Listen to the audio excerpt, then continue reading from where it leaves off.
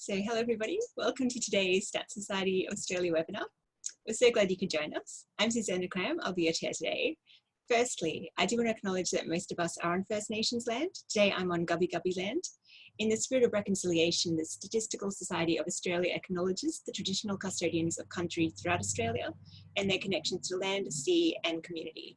We pay our respect to their elders past and present and extend that respect to all Aboriginal and Torres Strait Islander people today.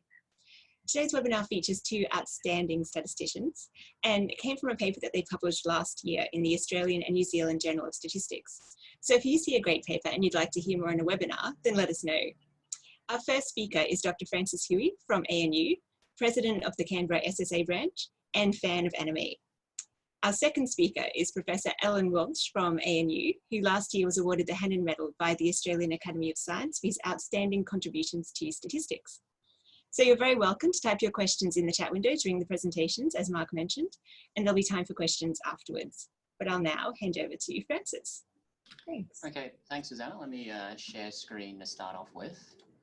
I should also, actually this is more of a logistical thing, but I do realize that both Al and I are in our offices and our lights tend to turn off around 12:52. So if our lights go off suddenly, apologies for that. Okay. So thanks, Susanna, for that very wonderful introduction. So hello, everyone. My name is Frances. I'm that person there. As Susanna mentioned, today is basically going to be a tag team webinar between myself and Professor Alan Welsh, both of us based at the Australian National University in Canberra, Australia. And essentially, it's a tag team talk based on two projects that myself, Alan, as well as Professor Samuel Muller, who was based at the University of Sydney when the bulk of this research was done, but is now based at Macquarie University. It's essentially research that the three of us have been, these two projects, sorry, have been sort of set under a broader theme of research that we've been, the three of us have been working on for probably a couple of years now. And it focuses around thinking about estimation inference in mixed models, and particularly what happens under misspecification. And hence the title of today's webinar is essentially Random Effects Inference, the Good, the Bad, and the Misspecified. Okay, so essentially how this talk will be structured is that for the first maybe 25-ish minutes, I'm going to sort of introduce some background and motivation to linear mixed models, and then I'll talk about the first project, which is basically about random effects misspecification, and then trying to do random effects inference under that setting. And if you want to find more about that project, you can basically find more about that here. And then in the second half, I'm going to pass it over to Alan, who's going to talk a bit more about Back to the Future, another look at the FLC test, or the F test based on linear combinations. And you can find more about that particular paper over here, which Susanna mentioned at the beginning. And then he'll finish up with some discussion and broad messages and open questions. And I guess after that, we'll probably open it up to the floor for some general questions. Okay, so I'll go to full screen now. Okay, so I'm going to start at the very end. Essentially what I'm going to do is I'm going to start at the very end and really give sort of a one-slide set of take-home messages. And these take-home messages are not just messages that are based on just these two projects, but essentially sort of take-home messages that based on our experience, our accumulated experience and research that the three of us have been doing working on this particular topic. So for linear mixed models, if the random effects distribution is misspecified, in other words, so what we generally mean here is the fact that the true random effects distribution is not normal, but we actually assume normality. That's generally speaking what we're going to mean here when we assume the random effects distribution is misspecified. But generally speaking, if under this kind of situation, if your interest is in point estimation and inference for fixed effects only, then you're usually okay. So by this, I basically mean if you're, for example, doing maximum likelihood estimation of the betas, these so-called fixed effects, then generally speaking, the point estimates are fairly robust. There's not that much bias. The mean squared error is kind of okay. And things like walled intervals or likelihood ratio intervals, walled tests, etc., are generally fairly robust to misspecification of the random effects distribution. So generally speaking, if your goal is actually just on point estimation and inference fixed effects, you're typically okay. The next point is if your goal, on the other hand, is actually point estimation variance components or standard deviation components, then you have to be, then you're somewhat okay, but there is some sensitivity. And I'll talk a bit more about that in today's talk. pushing it further, if your goal is actually inference on the variance components themselves, so for example, trying to construct confidence intervals for variance components or functions thereof, then you have to be quite careful because there is quite a bit of sensitivity to the random effects distribution. And again, I'll talk a bit more about that in today's webinar. When it comes to random effects prediction, so this is, for example, fitting a linear mixed model and then getting a BLUP or an E-BLUP. Generally speaking, you're kind of okay, even if the random effects distribution is misspecified. So again, this is kind of saying that, for example, your point predictions, your E-BLUPs, the mean squared error is generally okay. Generally speaking, it's okay, even if the random effects distribution is misspecified. So for point prediction of random effects, it's kind of okay. The big caveat to that is unless you actually want to ascertain the shape of the distribution, then you have to be quite careful. So what I mean by this is, for example, if you assume the random effects are normal, and you actually want to try and ascertain what the actual shape of the underlying random effects distribution is, then it actually is quite sensitive to that normality assumption. And then finally, when it comes to actually inference on random effect predictions, inference on the BLUPs or functions thereof, or functions that involve the BLUPs, there generally speaking is not as much known as regarding what happens under random effects misspecification. That being said, Alan and a recent PhD student, Liu, have actually been doing a bit of work on these two topics at the very end, and he might want to say a bit more about that when it comes to his part of today's talk. But essentially, that's kind of the take-home messages for sort of this thinking about random effects distribution. Sorry, random effects when the random effects distribution is misspecified in the context of linear mixed models. And so in today's talk, I'm actually going to be focusing on the second and third points, which is about estimation and inference on the variance components. Okay, so that's basically starting at the end. I'm now sort of going to come back to the beginning. And I'm going to talk about a little bit of background and motivation behind linear mixed models. Now, I probably don't need to say this to this particular audience, but you're probably, most of you, if not all of you, are aware that linear mixed models and mixed models more generally are ubiquitous in applied statistics. There are many, many fields where they're used, and they sort of take this very generic form, as I've sort of seen here, whereby the x beta is the overall population mean, the fixed effects. The ZB is the random effects modeling, say, heterogeneity around the population mean. And then the epsilon is basically an additive error. And typically in the context of linear mixed models, we assume these error terms are normally distributed. So we're going to assume they're multivariate normal with mean zero and some general matrix omega. I'm not going to worry too much about what omega is in today's webinar, but generally speaking, there is actually some structure on this. I guess sort of the defining feature of linear mixed models and mixed models or generally is the fact that we have random effects, and these random effects will follow some distribution. So that's the B here. Now, generally speaking, irrespective of the distribution you actually assume for the B's, they will have the same first and second moment assumptions. So in particular, you're going to assume the expected value of B is, or typically the B's are centered around 0, so expected value of B is 0. And the covariance of B is sigma. And again, you may put some structure on sigma, but we'll focus a bit more on this, this particular object in today's, or in my part of the talk at least. Okay, so the goal here, at least for this, for what I'm talking about, is actually about random effects estimation and inference. In other words, I'm actually interested in trying to do estimation and inference on sigma or elements of sigma. Now, the first thing to point out is the fact that sometimes this is not a question of interest, and it's very, very important to acknowledge this up front. For example, in some longitudinal trials, or maybe, longitudinal studies or clinical trials, if your goal is actually just to really look at a treatment effect, which is contained in the beta, then the ZB may be a nuisance view. It's really just there to try and account for temporal correlations.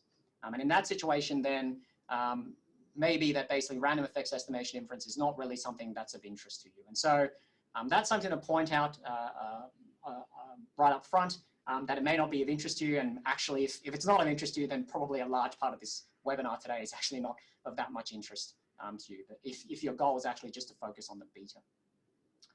So sometimes random effects estimation inference is not a question of interest, but sometimes it is. And my personal experience is that I'm tending to find there is an increasing number of scientific questions that applied statisticians and practitioners come to me with that inherently involve some aspect of random effects estimation and inference.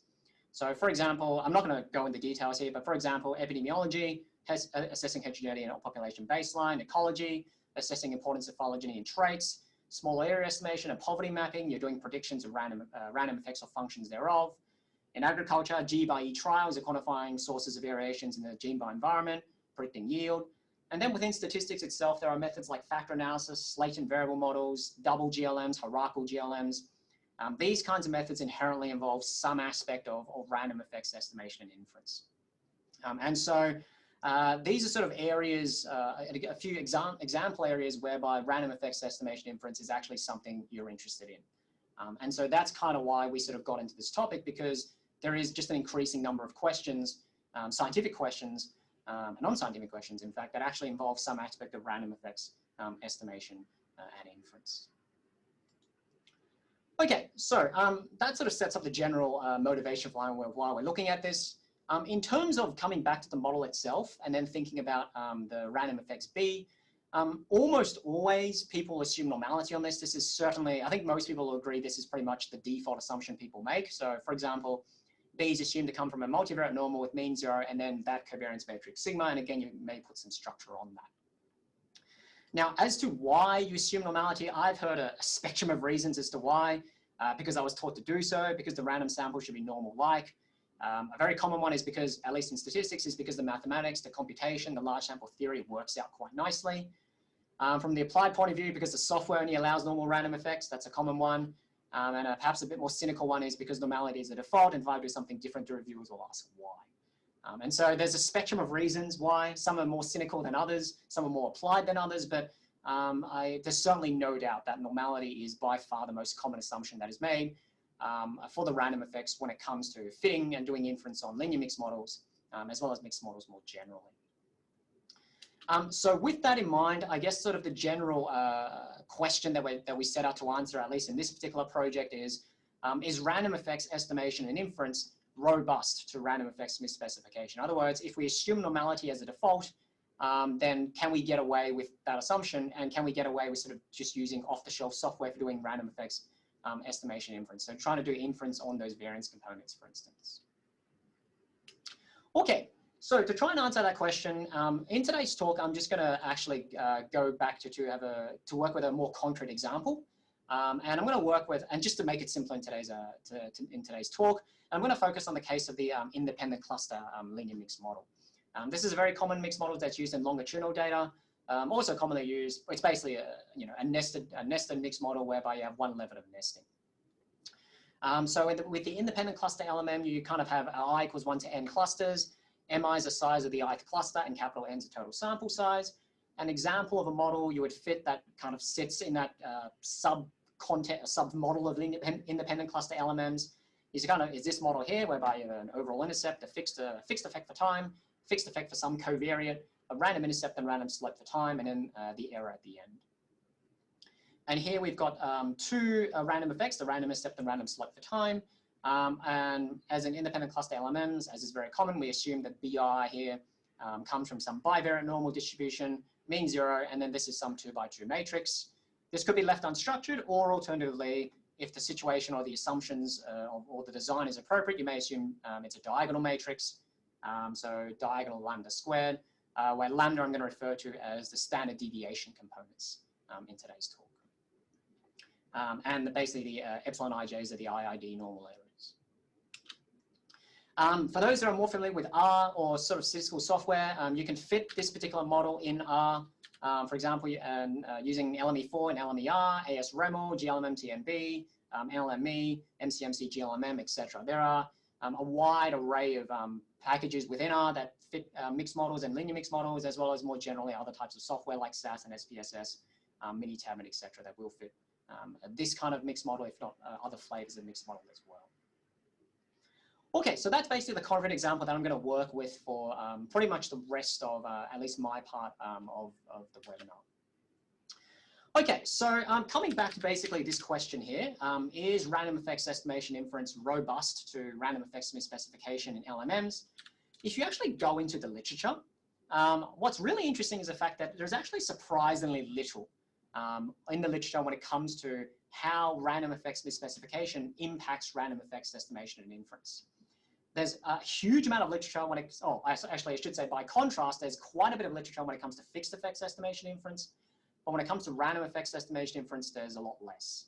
And in fact, what little literature there is out there is actually quite contentious, and it's quite confusing to actually read, and hence sort of this particular gift over here. But anyway, essentially we really kind of have two camps when it comes to sort of this particular, answering that particular question. On the one hand, you kind of have one camp which is coming from Lydia et al., also coming from Verbeke and Molenberg, and a bit of Lasafra as well, that have basically actually come out and said, actually, random effects inference is not robust to random effects misspecification. And so they say that basically estimation and variance components can be quite biased, inference can be inflated in terms of type 1 errors, for example. And so they actually say that there's actually very little robustness. Interestingly, on the opposite camp, you actually have people like McCulloch and Neuhaus that have come out and actually said, no, no, no, that's wrong. You're interpreting the results incorrectly. In fact, most of the evidence actually points to the fact that random effects estimation inference is actually robust to random effects misspecification. And so overall, there's actually not that much literature out there when it comes to this particular topic. And what literature there is currently quite contentious overall. I guess more broadly, I would probably venture to say that I think, at least my experience in talking to a lot of other statisticians, both sort of methodological and applied, I tend to find that there is a confidence in the assumption of normality for the random effects. And I would perhaps controversially say, and you know, again, this is controversial, but I would perhaps controversially say that there is a bit of a naive confidence in the assumption of normality for the random effects. I think the confidence, there is reason, there is actually some reason for believing or having a confidence in the assumption of normality, but I also think that it sometimes gets a little bit exaggerated and it's somewhat a little bit naive sometimes. So as to why I think there is this confidence in the assumption of normality, I think there are a few reasons why. I think one reason, as I hinted at before, is the fact that a lot of the thinking and a lot of the literature has a lot of, I guess, people's sort of way of thinking about mixed models, particularly linear mixed models, has been influenced by the generally robust results in fixed effects estimation inference.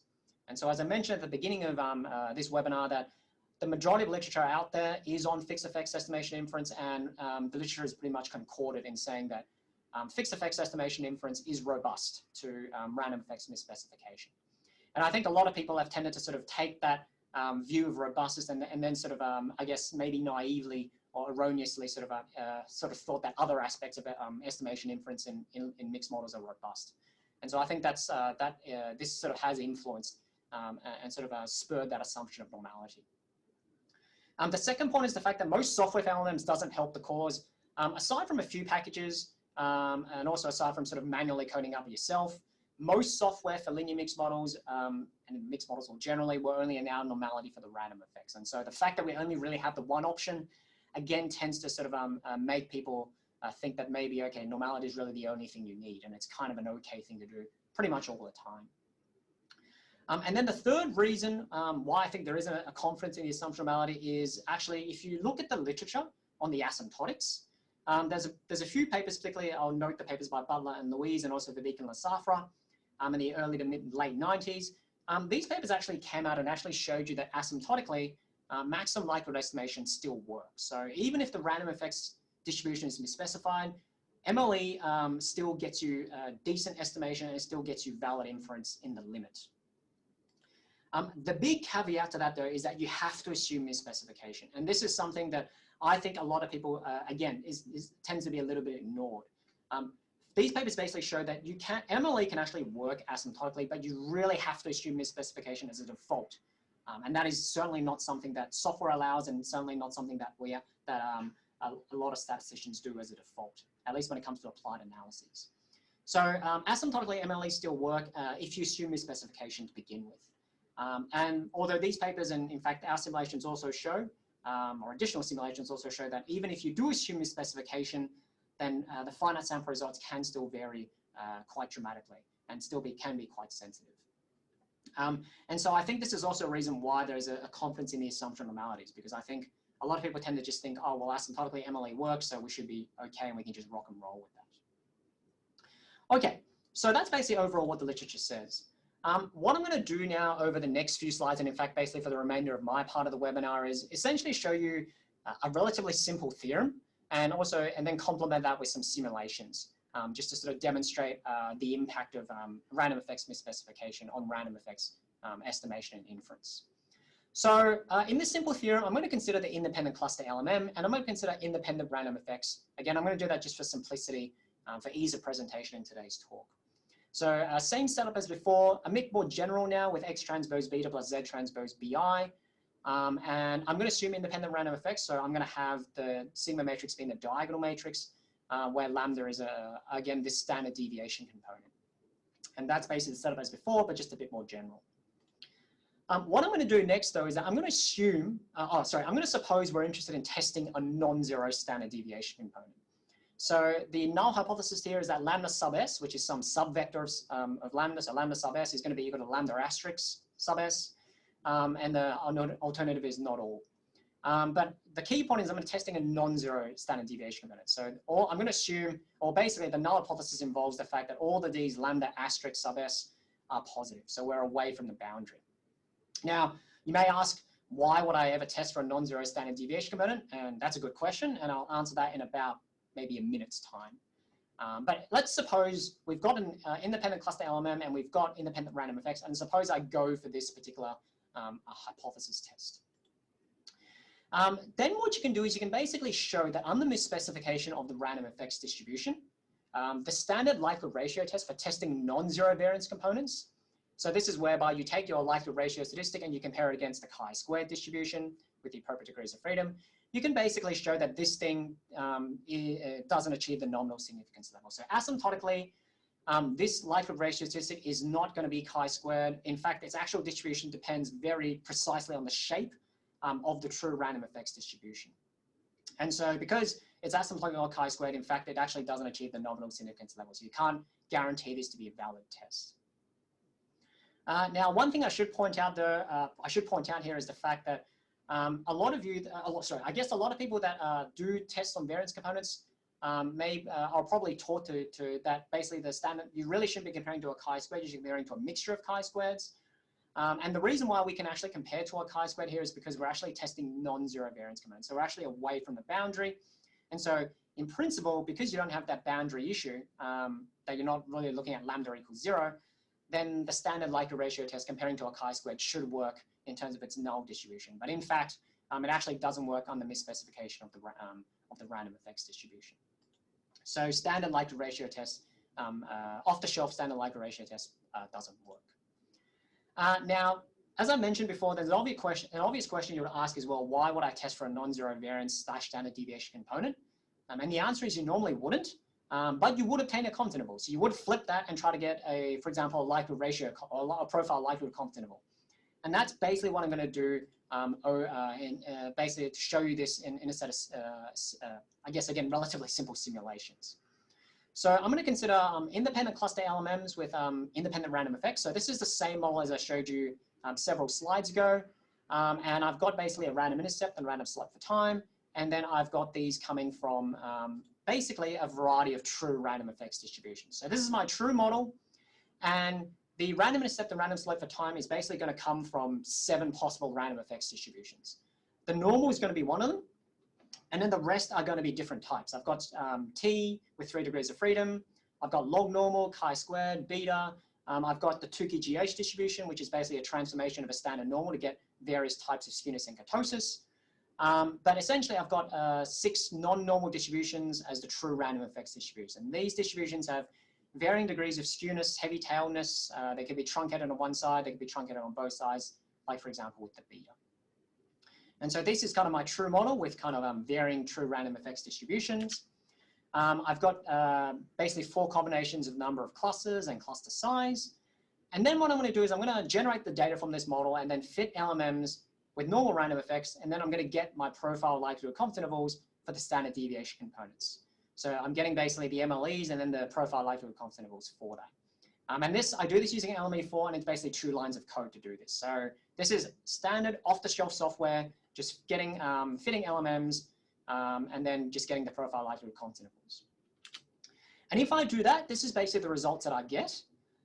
There is quite a bit going on in these plots, but essentially each panel here is effectively a different combination of the number of clusters n and cluster size m.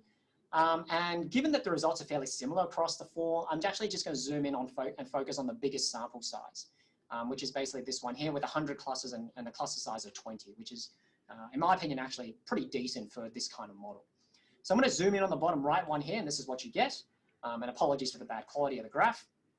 But essentially, what I've shown here is essentially the coverage probabilities of the 95% profile likelihood confidence intervals for the standard deviation component for the random intercept and the random select for time. And I've plotted this as a function of the true standard deviation component. And what we can actually see here is that it's very clear that there is quite a bit of sensitivity to the true random effects distribution. So if the true random effects distribution is normal and you assume normality, then you're okay, as you would be. You're around the 95% level. If the true random effects is beta, then you're also generally okay, although you tend to be actually consistently conservative, so above the 95 or 0.95 level. On the other hand, if you sort of deviate further away from that, you can clearly see that basically you're going to suffer from quite a bit of undercoverage. So for example, with T3, it's basically just symmetric but heavier tailed, and you can clearly see that you actually suffer quite a bit of undercoverage, and you don't recover. Sorry, you don't actually, the larger sample sizes don't actually save you here. And so basically you clearly see that with T3, if the true random effects is heavier tailed, these likelihood confidence actually suffer quite a bit.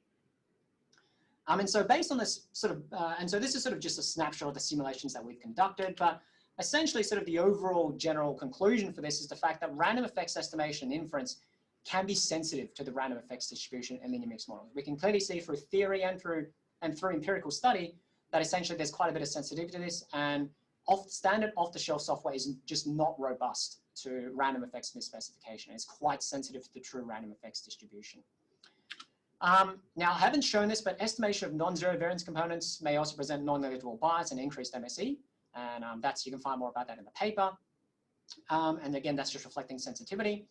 And I guess one of the main messages I would actually say coming out of this particular project is that I think one thing we need to do is we actually have software that allows for misspecification as a default. Sorry, not as a default, but as an option, and possibly even as a default assumption. Now, even though I haven't shown this here, but I noted before with a few papers as well, even if you assume misspecification as an option, the results still remain sensitive, there is at least some buffer zone. You can at least do slightly better. And in fact, the empirical results actually show you do a lot better. You do better in terms of coverage probabilities, for instance. But I think that we need, one message I would say is that I think we need software that actually allows, or an option to allow for misspecification, just to give a bit of that buffer room. Just because of the fact that standard off-the-shelf techniques are just simply so sensitive when it comes to random effects estimation and inference. And then sort of along those lines, I think we just need more research in general into methodology, but also just to translate robust and general methods of random effects inference to software. I think there is a lot of great methodology out there to do random effects inference for mixed models, but I think a lot of it hasn't really been translated to software when it comes to making, or when it comes to sort of having a lot more robust and general methods in the applied statisticians toolkit. And also software that allows for better sort of diagnostics of misspecification as well. So I'll sort of pass it over to Alan here, who's basically going to talk about, I guess, one slightly or left field unusual way of being robust when it comes to random effects inference. And that's actually to think about methods that actually treat random effects as being fixed effects and trying to do inference under that kind of framework. And so with that, I'll pass it over to Alan.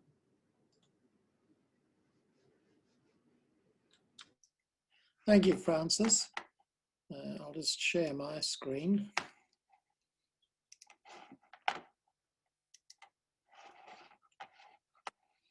And from there.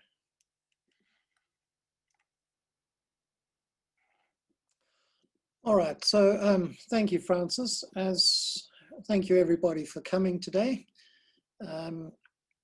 As Francis said, I'm going to talk about a particular problem on testing whether some of the variance components are zero or not, and talk about an old approach which deals with the problem essentially by treating the variance components as fixed.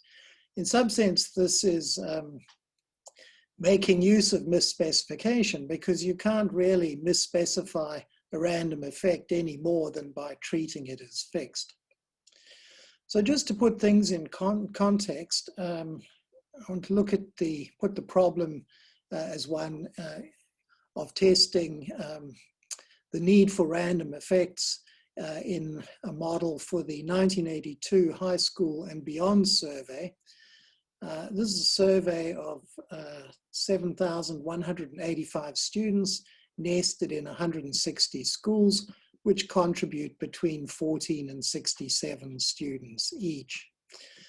One thing I find with these kind of data is that depending on where you approach things from, you have a very different point of view as to what's normal or standard. So some people think that problems with large numbers of clusters, which are all very small, is completely standard. Others of us more used to moderate numbers of clusters, which can be reasonably large.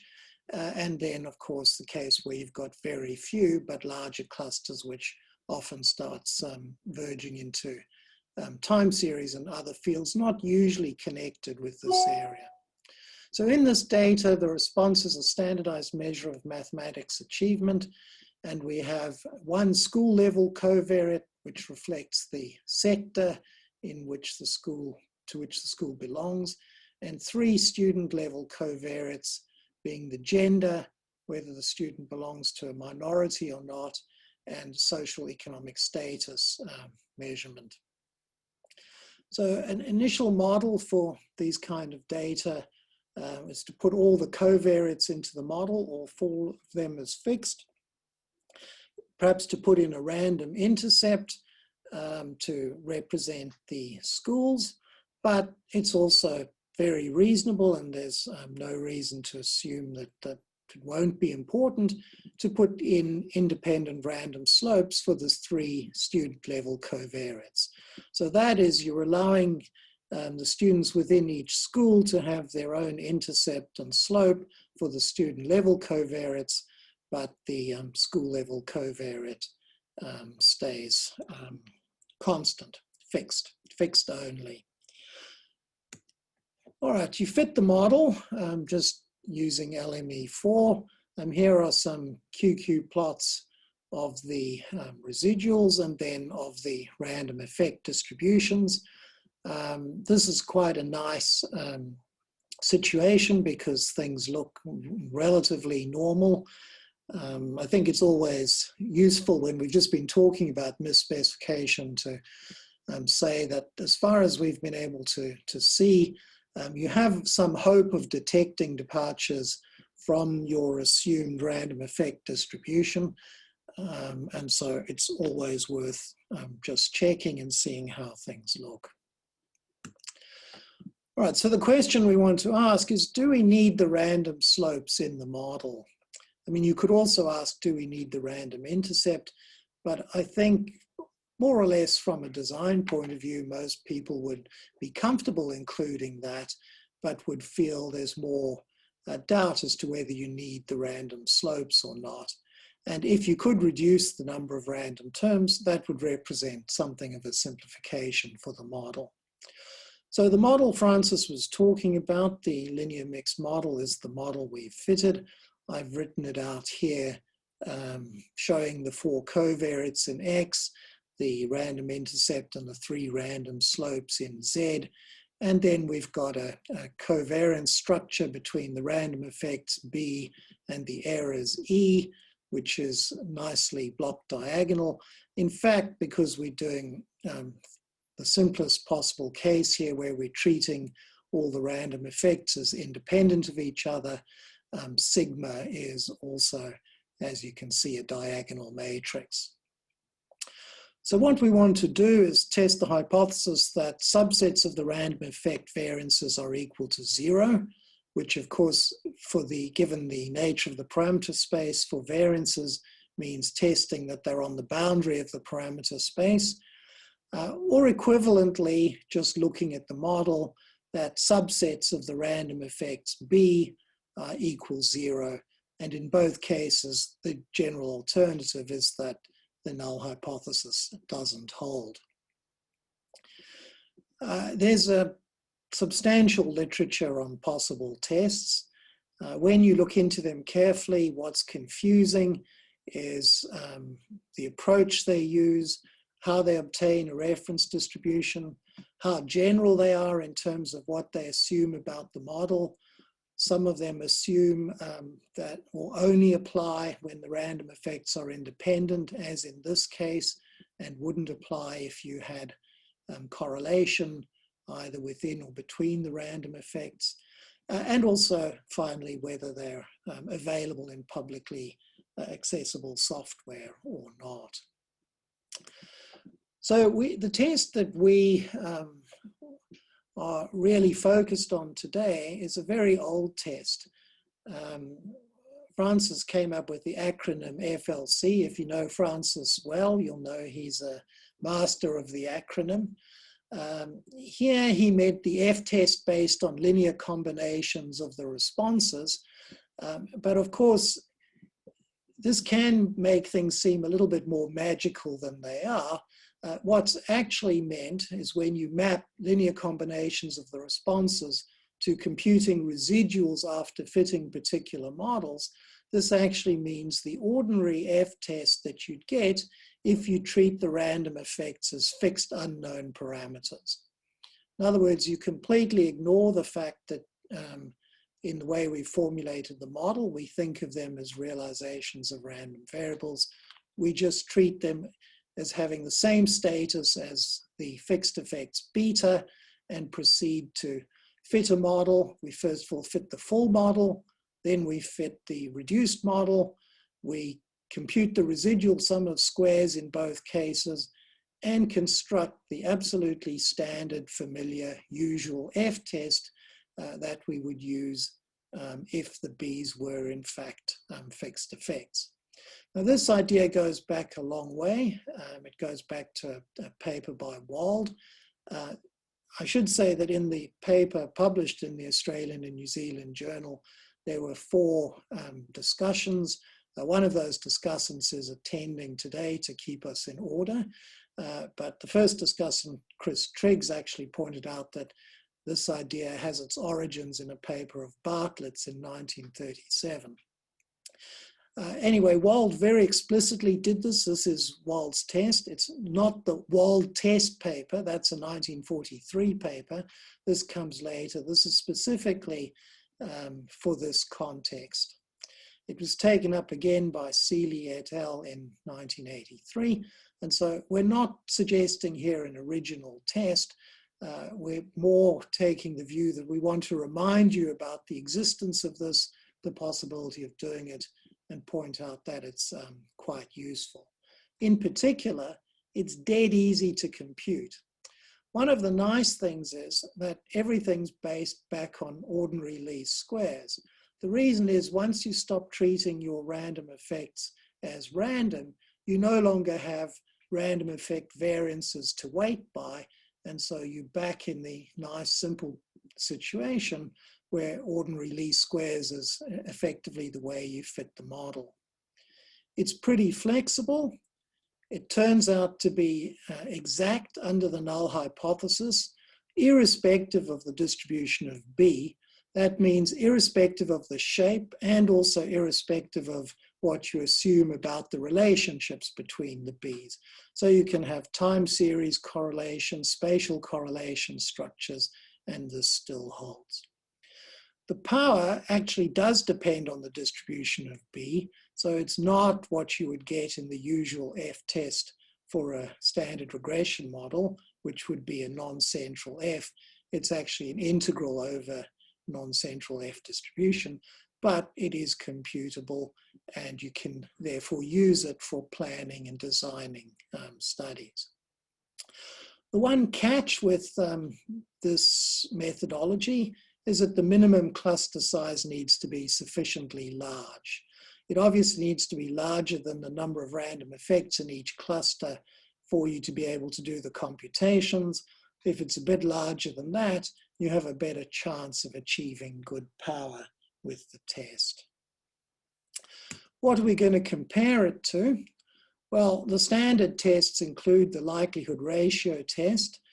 I think it's fairly well known that because under the null hypothesis, the parameters are on the boundary, the asymptotic distribution is a mixture of chi-squared distributions. Most software actually ignores that and just uses a chi-squared distribution, which means you're using a conservative test. But more worryingly, Crenisono and Rupert showed that this asymptotic distribution is a poor approximation to the null distribution of the likelihood ratio test in finite samples.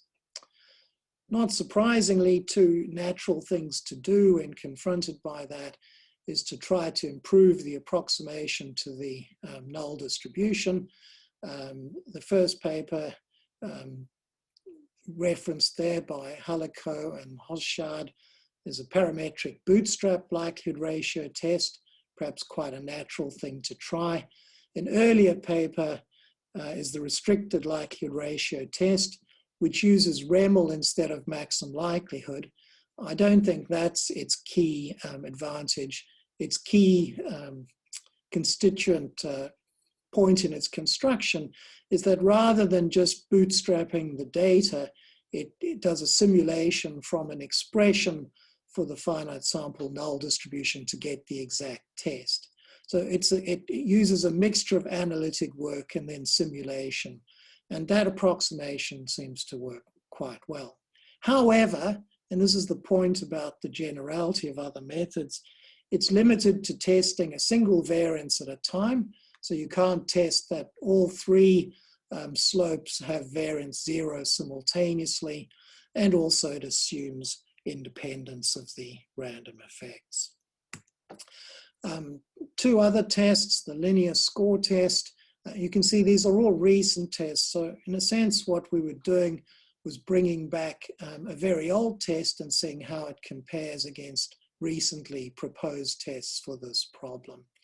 I won't go into the details of these. The linear score test does quite well. The permutation t-test didn't do well in our investigation, so it's probably not worth lingering on. However, Drick-Vandy et al. Gave us the context for the first two simulation settings we looked at. So this is the same as what they looked at in their paper. The first setting, we have very small cluster sizes, so you don't expect the FLC test to do it all well. We have a random intercept and a random slope for only one covariate in the model, and we test that both the random intercept and the random slope have 0 variance. So we did this both under the normal random effects and under bivariate T3 random effects. The results were similar in the two cases. Here, the bootstrap likelihood ratio and the linear score test did well. The Crenisono and Rupert test isn't available for this test because there's more than one variance involved. As I say, you don't expect FLC to do very well here, but it did do better than the permutation t-test. The second setting, also taken from the same paper, the cluster sizes are much, much bigger, m equals 10. It's perhaps important to reflect here that when we say large cluster sizes, we don't mean huge cluster sizes. We just mean that 2 or 3 is too small. If you only have 2 covariates, you have a random intercept and 2 slopes, then m equals 10 is starting to look like actually a reasonable cluster size. Here we found, again, the linear score test did slightly better than FLC, but FLC was very competitive with the linear score test. It was better than the parametric bootstrap likelihood ratio test, especially when the number of clusters got large and when the variance components were large. The permutation t-test, again, didn't perform well. A third setting with multiple covariates, allowing correlation between them, random slopes for some of them, and then test that 2 of these are 0. You can see there's a reasonable number of clusters Here we looked at clusters of size 10 and size 20. And the FLC test did well in this situation. This is quite a complicated situation because of the correlation between the random effects. So in general, the restricted likelihood ratio test, again, doesn't test more than one variance at a time. When we restricted this to testing only one of them, then the restricted likelihood ratio test did well. So one of the things you find is that the tests, the modern tests, do by and large do pretty well for the context for which they've been designed. But that context often isn't as broad and useful as you would like it to be. And so those tests aren't quite as flexible as we would like. So if we go back to our high school and beyond survey, we do a joint test that the random slopes for the gender, minority, and SES variables all have variance 0, or if you like the other way around, all the slopes, all the B's are equal to 0. Then you find that the FLC test rejects that and does so pretty quickly. The bootstrap likelihood ratio test also rejects but takes a while. The restricted likelihood ratio test can't handle this null hypothesis, and the linear score test, which had been doing pretty well in the simulations, unfortunately did not converge. Not sure about why. If you then test the variances are 0 separately for each of the covariates, you find that the minority covariate random slope should be included in the model. The gender random slope is really borderline, and the SES random slope probably isn't needed. But that all happens pretty quickly. Since you're testing with single variances are 0 at a time, the restricted likelihood ratio test does very well and does it quickly. The bootstrap likelihood ratio test does it fine, but takes much, much longer. And so here you can confirm that gender actually does need a random slope in the model, but the socioeconomic variable does not. All right, so just to sum up, I'm coming to the end of the time. This is the last slide, including some of the points Francis made. I also find that inference about random effects and their distributions is important. Testing hypotheses that variance components equal 0. There are a number of methods out there. As I've said, most of them work quite well for the problems for which they've been designed.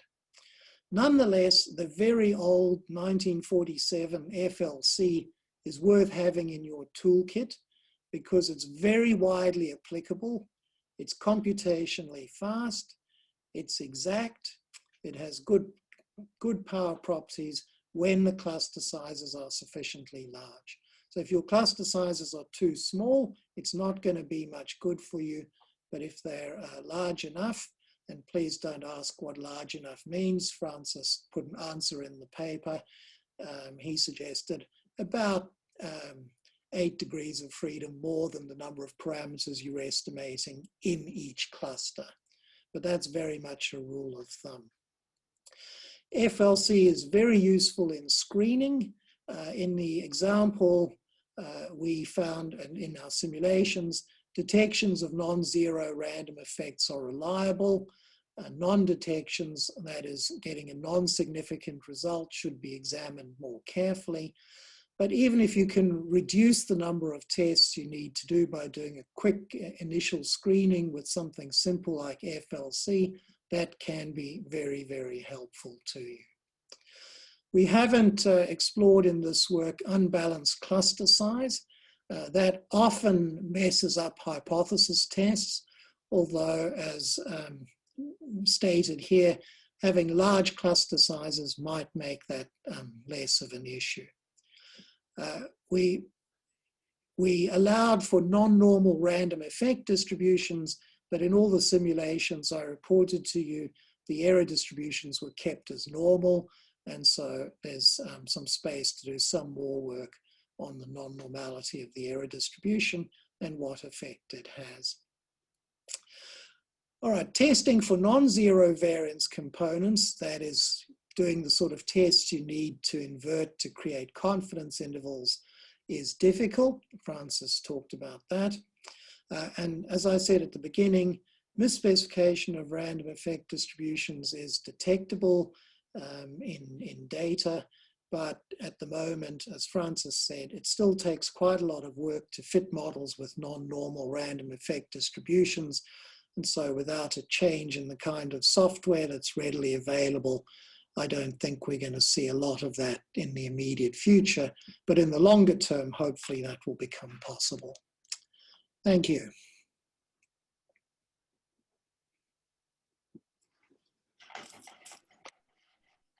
What I'm going to do now is stop sharing and let Francis bring up a sort of farewell page. Yeah, okay, all right. I'll just leave it at that. And so you can find more details. If you want to contact us, our information is available here. And with that, I'll, I guess, pass it over to Susanna for Q&A, I guess. Thanks so much, guys. That was outstanding. So please, you're very welcome to enter questions, everyone, into the chat window if you send them to everyone that'll be best so everyone can see them. So we had one question from Subhash earlier, but I feel it might have been addressed in terms of how these results are likely to make a practical difference. So I might move on to a question from Ray Chambers. So could one of you comment on the robustness to specification of the grouping structure?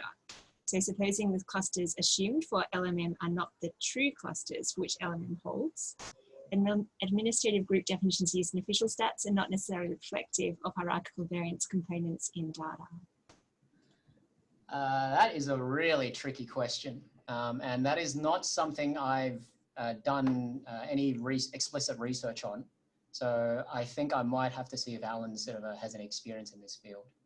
Absolutely. I've read a few excellent papers by Ray Chambers, which set up a way to think about this and even suggest things you might do to ameliorate some of the problems.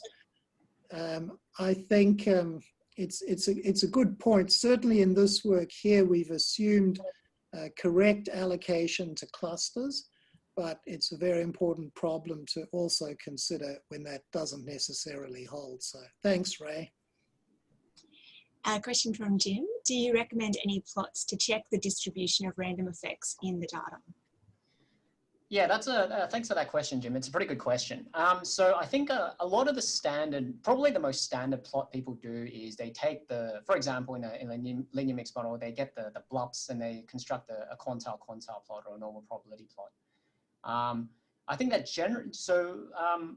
generally speaking, that works okay to take deviation, although obviously that would be complemented a lot better if you sort of had some sort of, whether it's a simulation envelope or whether it's also sort of something that sort of at least shows you what should happen in the null scenario. So I think those kinds of basic quantile plots kind of work okay in that kind of scenario.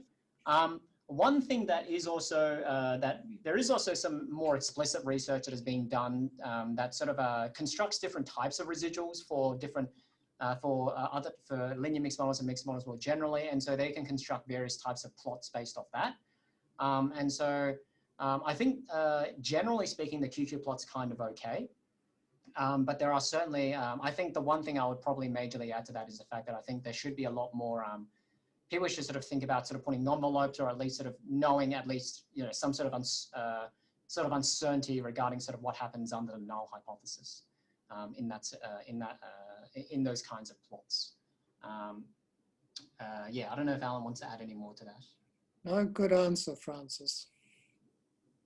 A question from Stephen. Were there any single sex schools in the example used? Ooh. I'll have to take that on notice. I'm not sure. Do you know, Francis? No, I'm not sure either. But my gut feeling was that I don't think there were any single sex schools in the example. Thanks. From Simone, do you think these results are extendable to GLMM? Also, why not use days? Sitting with JEGs, for example, is not that hard. Yeah, great question. So are these results extendable GLMMs? So that is a really good question. And a lot of, what's interesting is that a lot of the research that has come since about mid-2000s has actually been really on random effects misspecification to GLMMs more generally. And people have, and that's just because I think that they try to deal with that more quote unquote general scenario. My light's going out, but I'll keep going. So the other results extendable, generally speaking, yes. So with regards to fixed effects estimation and inference, and again, see if I can go back. If I go back to my one slide here, generally speaking, yes. So point estimation inference generally has some kind of robustness even for GLMMs. However, again, random effects estimation inference is quite sensitive in the GLMM case. And in fact, it's arguably even more sensitive in that situation. And that's mainly because of the fact you don't have, I guess, to put it simply, you don't really have as much information in the response to try and help you ascertain what's happening with regards to heterogeneity.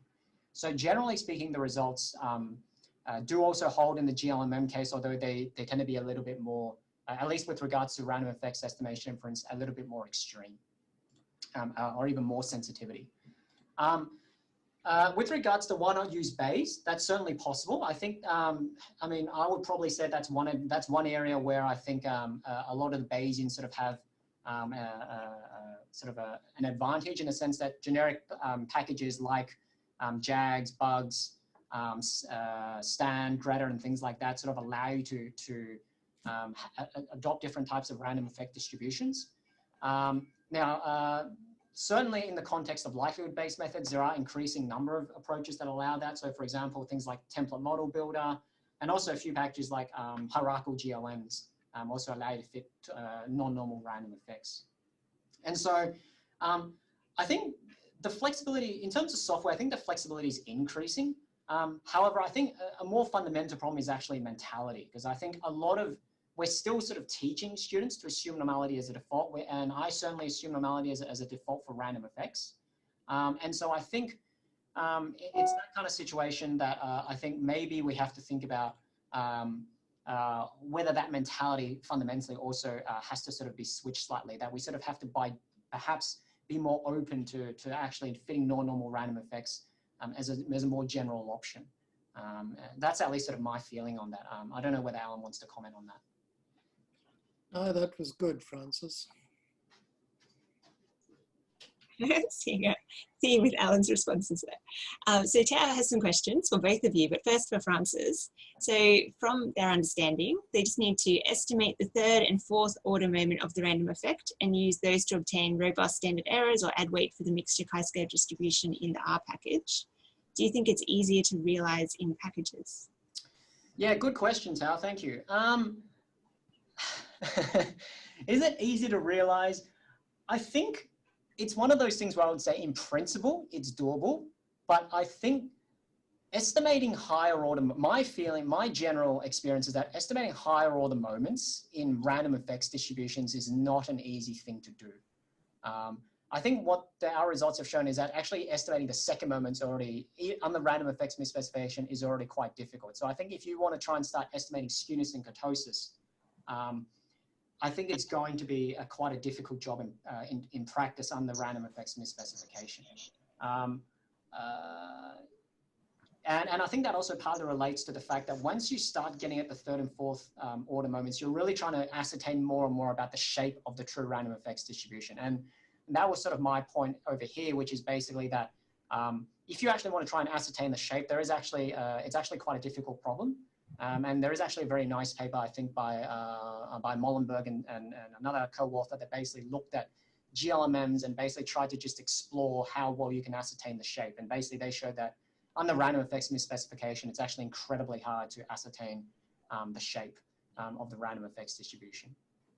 Great, so I have a question for Alan as well. So is the reason why the score test performs well that we do not need to derive the asymptotic distribution at the boundary for the estimation, which has been restricted under null hypothesis such that sigma squared equals 0, because the score tests only need estimate under the restriction of null. Thanks, Tao. I think that's right. I mean, what you've said is all correct, but I think that's one of the reasons why it works quite well. On the other hand, it wasn't exactly a standard score test that they did. It was a linear score test that had a few tweaks and things in it. So one of the strange things they did, for example, is they actually treated the unknown variances as fixed even when they estimated them. And that sounds like a very bizarre thing to do.